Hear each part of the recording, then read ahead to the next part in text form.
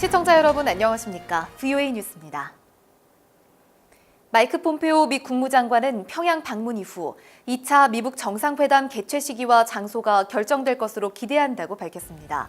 4차 방북을 겸한 아시아 순방길에 오른 폼페오 장관은 이동 중 기자들에게 이같이 말했습니다. 미국이 종전선언을 서명할 것인지, 핵신고서 요구를 미룰 것인지 등의 질문에 대해서는 협상의 구체적 요소는 밝히지 않겠다고 선을 그었습니다.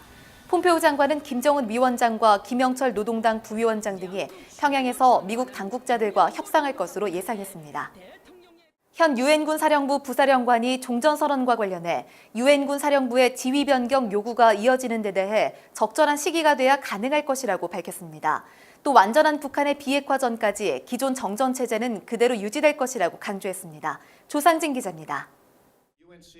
1950년 유엔군 사령부 창설 이후 처음으로 비미군 출신으로 유엔군 사령부 부사령관에 오른 캐나다의 웨이네어 부사령관은 워싱턴의 한 정책연구소에서 열린 북한 문제 토론회에서 군은 최악의 상황에 대비해야 한다며 유엔군 사령부의 준비 태세를 강조했습니다. 유엔군 사령부는 미북, 남북 간 정상회담을 비롯해 한반도 상황의 진전을 지지한다면서도 장밋빛 미래만을 예단할 수는 없다고 말했습니다. 종전선언과 관련한 유엔사 지휘 변경 요구에 대해서는 적절한 시기에만 가능할 것이라고 밝혔습니다. Will invariably be calls for the disbandment of UNC. And don't get me wrong, at some point that has to happen, but it has to be at the right time. 또 종전선언과 평화협정은 완전히 다른 개념이라고 지적하고 문재인 한국 대통령의 말을 인용해 북한의 완전한 비핵화 전까지 기존의 정전체제는 유지될 것이라고 밝혔습니다. 북한 비핵화의 진정성을 묻는 질문에는 가장 중요한 것은 신뢰를 쌓는 것이라고 답했습니다. 수십 년간 이뤄진 북한의 도발과 핵실험으로 상호 신뢰 형성이 어려웠다고 지적했습니다. 그러면서 북한과의 관계 개선이 앞서는 데 대해 우려했습니다. And so the approach that the South Korean government appears to be taking or is taking is build a relationship first, which leads to trust, which will lead to demonstrable action. That doesn't work for everybody. 에어부 사령관은 그러면서 신뢰 구축과 비핵화 조치 사이에 접점을 찾는 것이 북한 문제 해결의 관건이 될 것으로 전망했습니다. VOA 뉴스 조상진입니다. 북한이 중동 일대에서 여전히 불법 무기 거래를 일삼고 있다고 전문가들이 경고했습니다. 국제사회 제재망을 피해 제3국 대리인을 앞세워 외화벌이를 하고 있다는 겁니다. 박승혁 기자의 보도입니다.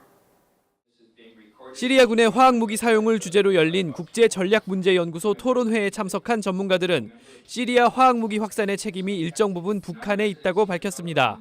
The DPRK sells to whomever will buy their terrible stuff, and I think Syria will buy their stuff, and so they continue to sell and to provide capacity. 미 국방정보국 출신인 브루스 백톨 교수는 VOA와의 인터뷰에서 북한이 제3국 국적의 대리인들을 앞세워 지속적인 무기 밀매를 하고 있다고 밝혔습니다.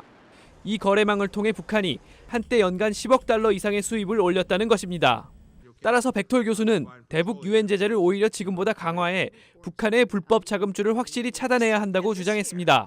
The key way to go after the North Korean proliferation is to go after the financial network that supports it. 현행 제재만으로는 북한을 대신해 돈벌이를 해주는 외국 개체들을 걸러내기 어렵기 때문에 최대 압박으로 볼 수 없다고 했습니다. So let's hope that that pressure increases, especially focused at those foreign entities that are working for North Korea.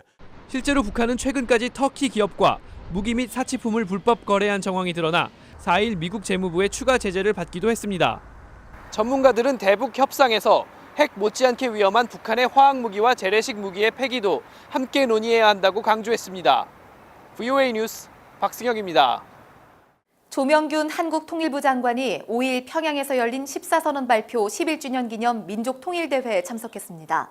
조 장관은 한국 대표단과 함께 북한 미술창작단체 만수대 창작사를 견학하고 집단 체조 공연 빛나는 조국을 관람했습니다. 리선권 조국평화통일위원회 위원장과의 고위급 회담에서는 당장 이행해야 할 남북한 경협과제로 북한철도 현대화를 위한 현지 공동조사를 꼽았습니다. 세계보건기구 WHO는 2018 세계 결핵 보고서에서 북한을 결핵 문제가 가장 심각한 30개 나라 중 하나로 꼽았습니다. 2017년도 북한 내 결핵 환자는 약 13만 1000명으로 집계돼 전년도와 비슷했습니다. 인구 10만 명당 결핵으로 인한 사망률은 63명으로 전 세계에서 네 번째로 높았습니다. VOA 뉴스 마칩니다. 시청해주신 여러분 고맙습니다.